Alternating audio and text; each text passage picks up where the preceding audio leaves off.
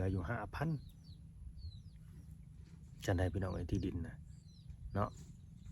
เขาก็ว่าสิยังบ่หลายที่เหลือ5,000นี่สิบ่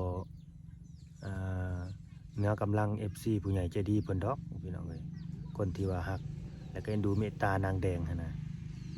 เนาะเหลือ 5,000 บาทใกล้แล้วพี่น้องเอ้ยใกล้สิเป็นความจริงแล้วเนาะพร้อมไม่พร้อมเสียงพร้อมภาพพร้อม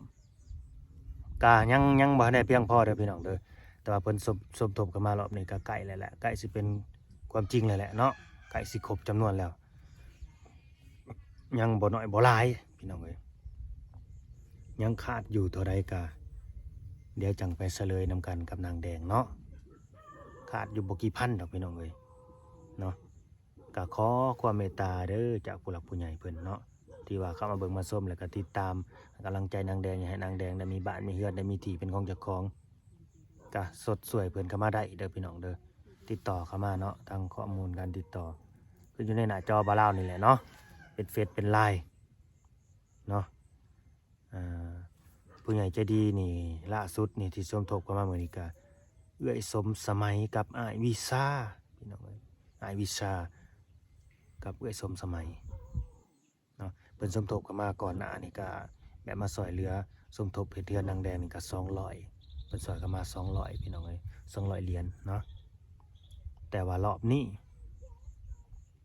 เพิ่นสิซอยเข้ามาเท่าใดก็จักไปฟังนำกันพี่น้องเอ้ยเนาะเพิ่นสมทบเข้ามาเท่าใดอีกนะแต่มันก็ใกล้ความเป็นจริงเข้ามาแหละใกล้สิได้ที่ดินแล้วพี่น้องเอ้ยใกล้แล้วยังอีกบ่หลายใกล้สิได้ที่ดินปุ๊บปั๊บแล้วก็สิได้ยกเสาย่อเสาแล้วบาดนี่เนาะก็ขอบบุญขอบคุณเด้อทางผู้หลักผู้ใหญ่เนาะ ทั้งเอื้อยสมสมัยแล้วก็อ้ายวิชาเนาะให้เพิ่นอยู่ดีมีแรงสุขภาพเข้มแข็งให้เพิ่นร่ำเพิ่นรวยขึ้นกว่าเก่าเนาะอย่าเจ็บอย่าจนเด้อเอ้ยเด้อเฮ็ดหยังทำหยังก็ให้ขึ้นให้เกินเนาะไปทางใต้ก็มีผู้ช่วยเหลือไปทางเหนือก็มีผู้ช่วยคำช่วยอุ้มช่วยสู้เจ้าเด้อเอ้ยเนาะทั้งเอ้ยทั้งอ้ายหั่นแหละเฮ็ดหยังทำหยังก็ให้กิจการราบรื่นและก็รุ่งเรืองเด้อเนาะที่ว่าได้เมตตากับผู้ใหญ่ใจดีเบิดสุขุสุคนคือกันนั่นแหละพี่น้องก็ FC บ่าวลาวแหละเนาะผู้ละ5ละ10ผู้ละ100 200 300 400ก็แล้วแต่ตามกำลังศรัทธานี่ก็ดีราคา ที่ดินน่ะ15,000พี่น้องเอ้ยแต่เดี๋ยวมันใกล้สิครบแล้วแต่ก็ยังบ่หลายเท่าใดดอกหากก็ได้สิเว้าเลยหากก็ได้11,000 บาทนี่นะหากก็ได้10,000 บาทเหลืออยู่ 5,000 เนาะรวมทั้งหมดทั้งมวลหากก็ได้10,000เหลืออยู่ 5,000จังได๋พี่น้องไอ้ที่ดินน่ะเนาะเขาก็ว่าสิยังบ่หลายที่เหลือ 5,000 นี่สิบ่เหนือกำลัง FC ผู้ใหญ่ใจดีเพิ่นดอกพี่น้องเอ้ยคนที่ว่าฮักแล้วก็เอ็นดูเมตตานางแดงหั่นน่ะเนาะเหลือ 5,000 บาทใกล้แล้วพี่น้องเอ้ยใกล้สิเป็นความจริงแล้วเนาะไปเดี๋ยวจะไปบอกกะไปแสดงความยินดีนำนางแดงกับบ่าวแตงเพิ่นไปพร้อมๆกันพี่น้องเอ้ยก็สิได้ดินได้ดอนเป็นของเจ้าของแล้วจากที่บ่เคยได้ก็สิได้บาดนี้เนาะนี่แหละพี่น้องเอ้ยเนาะเอาสบายดีเด้อสบายดีอันนั้นรถไถถ้าแล่นเข้ามานี่ก็ตกมกตกใจเบิด2 คันคือว่ามาหลายใช่มาแต่ละเทื่อคือเว้นรถเข้ามาในนี้ซิเนาะจักเถื่อมาเลยเปิดมาเข้ามาเรื่อยๆบ่รถเจ้าของเที่ยงนี่บ่แม่นละแม่นเบิด2 คันเลยติคันเดียวมาเกิดเขากันนะ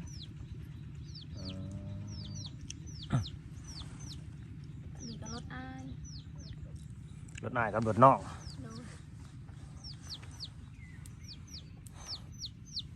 ก็มื้อนี้ก็คือมี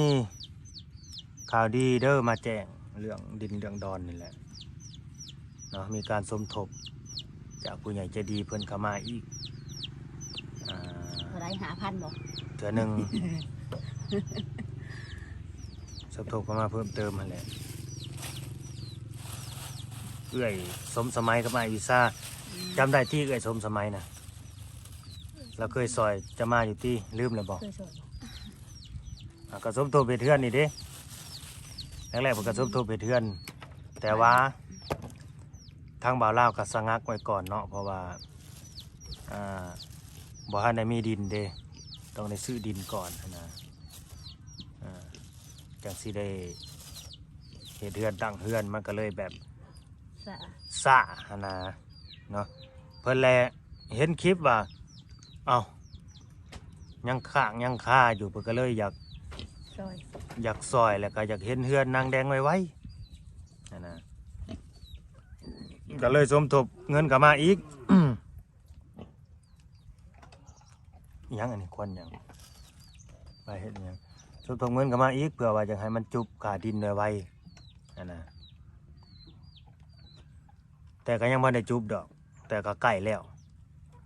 ตอนนี้นะขาดินนะเหลืออยู่5,000 บาทนี่นะ แม่นเถอะบ่ เหลืออยู่5,000 บาท นางแดงดีใจบ่นางแดง โดยดีใจ ใกล้สิเห็นความจริงแล้วเนาะ โดย ไก่สิเป็นความจริงแล้ว ไก่สิได้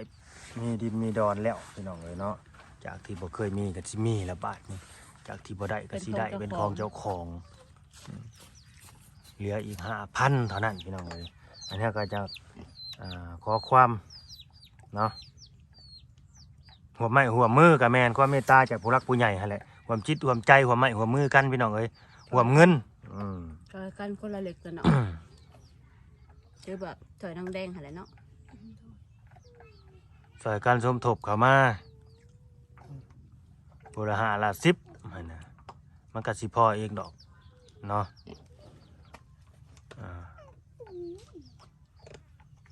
แต่ทุกสิ่งทุกอย่างมันก็เริ่มจากศูนย์เบิดนั่นแหละแต่ตอนนี้ก็ยังได้มาเลยได้เป็นหมื่นเลยบาทนี่ ขาดอยู่ ขาดอยู่5,000ก็สิบ่นานเกินรอดอก เนาะ สิบ่นานเกินรอแต่ก็รอได้ แต่ก็ได้รอคือเก่าได้นางแดงเลย โดย แต่ก็ต้องได้รอคือเก่าหันแหล้ว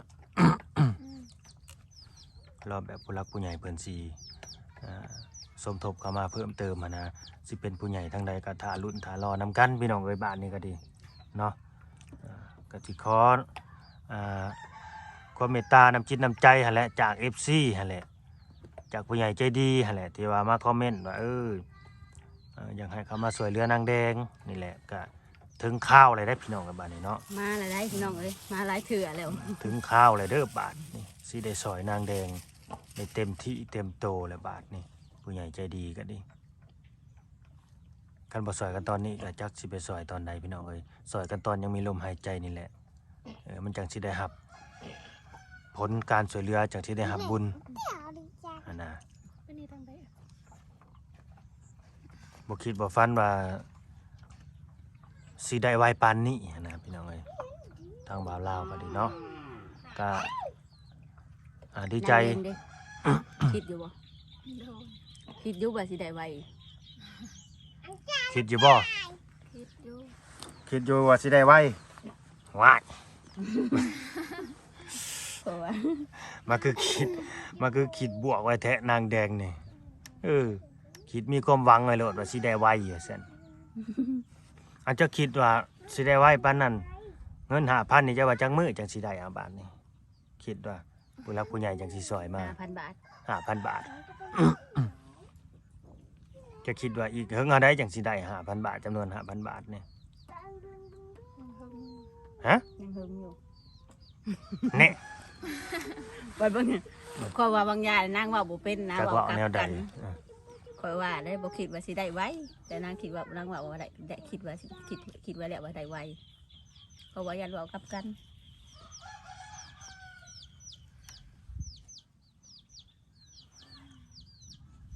กันได้ดินแล้วมันก็ทุกอย่างมันก็สิง่ายแหละพี่น้องไว้บ้านนี้เนาะเฮา มั ก็ นก็ สิ สิไวขึ้นกว่าเก่าบ่จัก หน้าสิ บ่ ให้ตั้งเสาขึ้นบ้านนี้ ได้สำได้ก็เอาไปทำก่อนนะเนาะนั่นบ่คันมาซื้อดินแล้วนะ สิตั้งเสาก็สิบ่ได้อีกแล้วกันบ่มีไม้คือไม้ค้างมันได้มาตอกก่อน เฮาก็ต้องรอให้เงินซื้อใหม่นี่พอจังได้สิได้ตั้งเสาขึ้น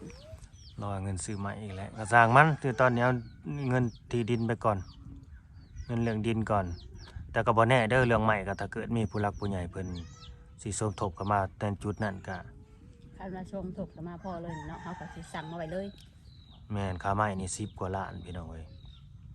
ตามที่ไล่ข่าวๆเบิ่ง 10ก็ได้ก็ แต่ก็สิให้สร้างเบิ่งอีกทีนึงว่ามันสิเพิ่มเติมบ่หรือว่าสิมีการเปลี่ยนแปลงหยังบ่เพราะว่าที่เฮาบอกเนื้อที่สร้างไปมื้อนั้น ถ้าว่าจะเพิ่มขึ้นกว้างขึ้นคือเขา บอกเนื้อที่สร้างไปมื้อนั้นว่า4เมตร50คูณ5เมตรบ้านนี้สร้างเพราะว่า5คูณ6มันก็ได้กว้างอีก FC เพิ่นก็ยังว่าให้เอาหาคูณ6ถ้าอีหยังที่จะเว้าน่ะมันแคบโพด ถ้ากว้างเนี่ยมันก็ต้องได้เพิ่มไปอีกนี่ เพิ่มมาอีก เพิ่มไม่เพิ่มงบประมาณไปอีกนะพี่น้องเอ้ยที่ให้เขาเบิ่งให้ราคามื้อน่ะก็10ล้าน4แสน 80,000 80,000เนี่ยมันก็ต้องได้เพิ่มอยู่แล้วถ้าว่าให้สร้างมาคิดไหลอีกทีหนึ่งหั้นนะแบบเพิ่มเนื้อที่เฮือนออกไปอีกเงินก็ได้อยู่7ล้าน3แสนบาทอันนี้คือเงินสมทบซื้อไม่แต่ถ้าบ่าวลาวสิเอาเงินตรงนั้นมาซื้อดินนี่คือจบไปแล้ว พอเลยก็บ่ได้เพราะว่าเพิ่นสิซอยในทางอัน ทางบ้านเขาจะมาซอยตัวนี้ก็บ่ได้ เพราะถึงนั้นกันว่าคันสิซอยต้นนั้นก็ต้องบอกผู้รักผู้ใหญ่เพิ่นผู้แลเขาจะเอาเงินตัวนั้นจะเอาเงินตัวนั้นมาซื้อดินบ่แน่นี่หรือเงินเฮ็ดเฮือนก็เอาไว้เฮ็ดเฮือนซื้อดินก็รอไปก่อนเอานั่นแหละเนาะนางแดง โดย ได้ยามใดก็สั่งมันเนาะ โดย เอามีความหวังเลยเด้ ได้ มันมีความหวังแล้วมันเห็นเลยจะได้ก็ต้องได้นี่ศีรษะสีไวก็ต้องได้มันเริ่มมีความหวังเข้ามาเลยตอนนี้ก็70-80%เลย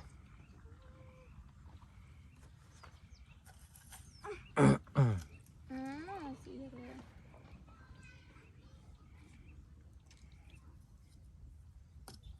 ก็มีแต่ฝากทั้งผู้รักผู้ใหญ่เด้อ FC นั่นแหละเนาะผู้ที่เข้ามาเบิ่งมาชมกันว่าบ่มีกำลังสิสวยเหลือหรือว่าสมทบก็ฝากเบิ่งคลิปให้จบแล้วก็ฝากแชร์คลิปนำเด้อพี่น้องเอ้ยเนาะ แม่น แชร์ไปให้ผู้รักผู้ใหญ่เพิ่น ทีนี้ก็ ได้เห็น บ่ให้ข้ามโฆษณา แชร์ไปให้ผู้รักผู้ใหญ่เพิ่นได้เห็น สีอะไร คลิปนี่เนาะได้เห็นครอบครัวที่เขาทุกข์ยากแล้วก็ลำบากแหละเพราะให้เขาได้มีบอนสดบอนอยู่เป็นของเจ้าของที่มันแน่นแก่นที่มันหนาแน่นกว่านี้แล้วก็มั่นคงกว่านี้แข็งแรงกว่านี้นะ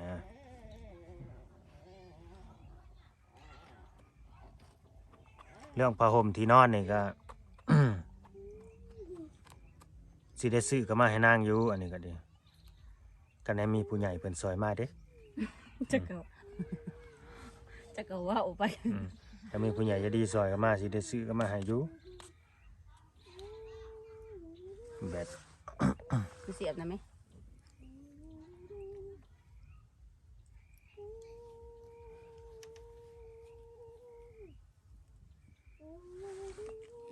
เล่นกับหมูติ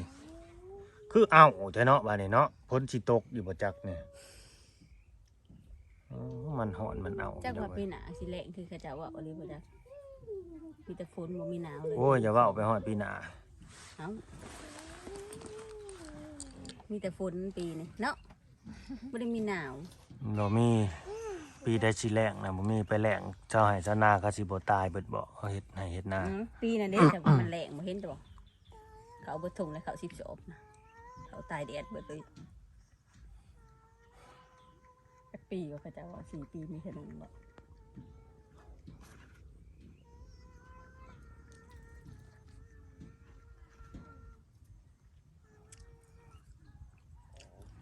เล่นผู้เดียวก็เป็นบาดเนาะเล่นกับหมูเป็นหมูกันบ่มีหมู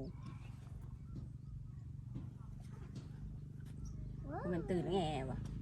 นางเต้นไปเบิ่งน้องจะดูฮะเสียงแง่ๆลูกบางอย่างเบิ่งเหยียบเด้อตะปูเด้อ หมดกัดเนาะอีบ่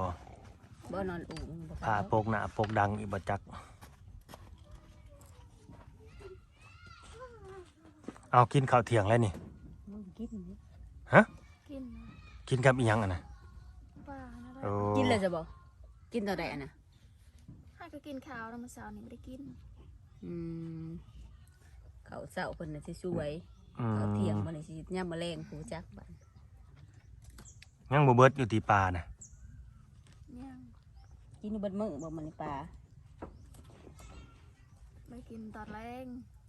มากินตอนแรง เฮ็ดเทื่อเดียวบ่ กินแต่เดียวละ เฮ็ดได้กินน่ะนะ แกง แกงไผแกงให้เจ้า แกงเองไผสิแกง อ๋ ให้ อก็เดียวว่าผัวเฮ็ดกินไว้ให้แล้วจังไป บ่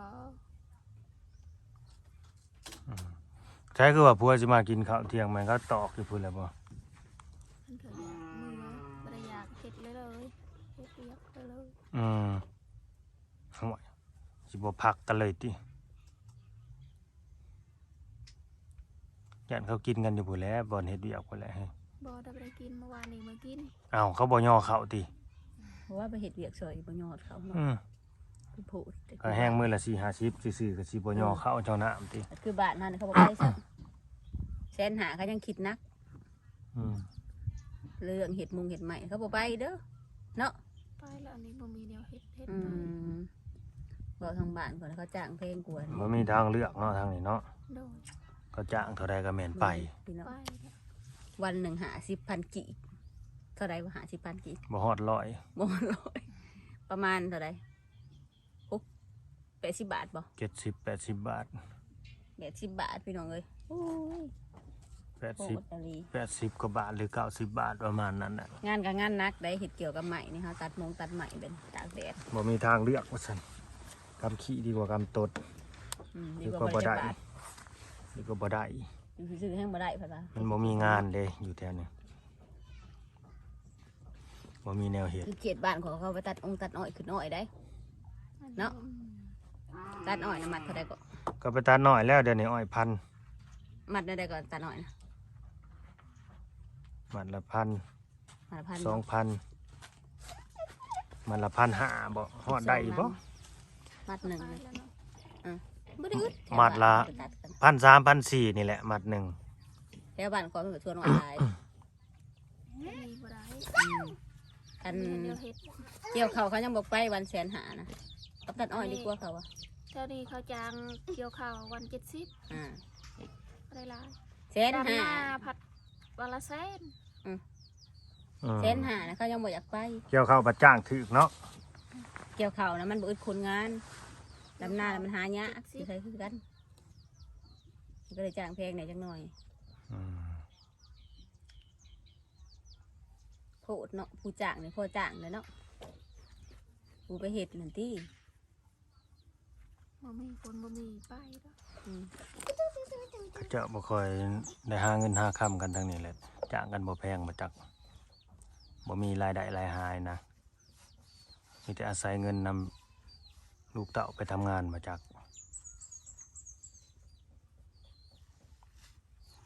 จ้างกันถึกนี่คันแม่นอยู่ใกล้นี่สิพาไปเฮ็ดเวียกนำอยู่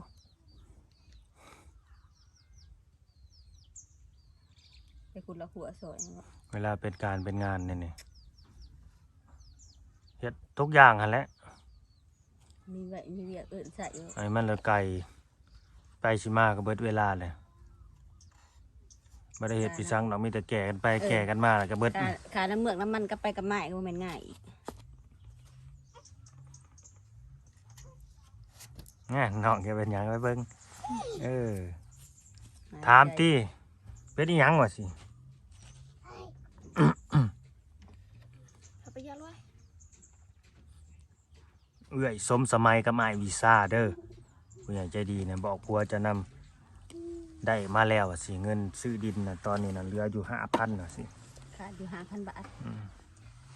ได้อยู่11,000แล้วอะสิเด้อผัวเราบ่อยู่พี่น้องเอ้ยผัวไปเวียกนั่นแหละ ไปเฮ็ดเวียกไปทำงาน แ ม่นบ่นางแดง เขาจ่ายคู่มือบ่เงินน่ะ บ่ได้จ่ายทุกมื้อ เอาแล้วงานผู้จังให้ซะบ่ แล้วงานเนี่ยได้จัง โอ๊ย โยระวังตกลงมาเด้อเฮ้ย อีหยังอันน่ะคือเป็นตาย่านแท้เสียงคือสั่ง ผ้าเฮือนแล้วแม่นบ่นางแดง หักพาเฮือนซะบ่ ผ้าไม่เหี้ยนี่ได้นี่นะว่าจะไปหักผ้านะผ้าจะให้ผูกอยู่เลยผ้าเฮือนเดี๋ยวนะ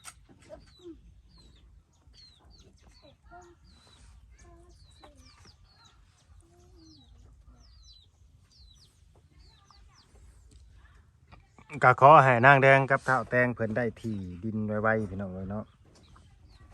ขอให้ได้เงินมาซื้อที่ดินนี่ให้มันพอไวๆอันนะเราก็สิได้ดำเนินการต่อแล้วก็ให้ภารกิจนี่ลุล่วงไปด้วยดีพี่น้องเอ้ยการช่วยเหลือครอบครัว เตียงบ่เอาเลย นางแดงเนาะญาติพี่น้องนางลอย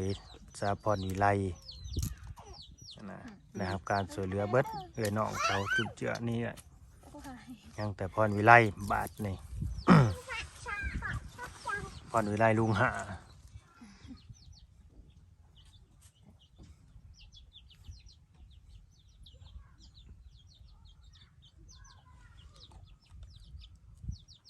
กะสิบ่มีหยังหลายพี่น้องเอ้ยคลิปนี้ก็ดีเนาะมันกะสิยาวแล้วกะสิได้จบคลิปมีแต่ให้ทางนางแดงขอบใจทางอายวิซากับเอื้อยสมสมัยเพิ่นเนาะที่ฝากเงินมาสมทบซื้อที่ดินให้เจ้าตอนนี้อะลงมือขึ้น ขอบใจ ขอบใจ อายวิซา อายวิชา เอื้อยสมสมัย เพื่อชมสมัย ฝากเงินมา ฝากเงินมา ซื้อที่ดิน ซื้อที่ดิน เว่าไปบาทนี่ ให้อยู่ดีไม่แห้งให้สุขภาพแข็งแรง โดย ให้ยกมันควรยืนขอให้ร่ำให้รวยสาธุ โดย มาลาบาเพิ่นให้อยู่ดีไม่แห้งเด้อ โดย ไหล โดย ให้อยู่ดีไม่แห้งให้สุขภาพแข็งแรง โดย ให้ยกมันควรยืนให้ร่ำให้รวย สาธุสาธุสมบูรณ์ปากเนาะให้พรนะย้อนกลับไปหา เจ้ากับครอบครัวเนาะแล้วก็ผู้ใหญ่ใจะดีบนสุขุสุคนคือกันเด้อพี่น้องเด้ออ่ะก็ตามนั่นแหละพี่น้องเลยเนาะรอเบิ่งรอชมนำกันเนาะว่าจำนวนเงิน5,000นี่สิเป็นผู้ใหญ่ใจดีทางใดเพิ่นสมทบเข้ามาอีกบ่หรือว่าสิได้ปิดจ็อบซื้อดินนางแดงในมือใดก็ฝากเป็นกำลังใจเด้อพี่น้องเอ้ยเนาะเอาสำบายดีสำบายดี โดยสบายดี ส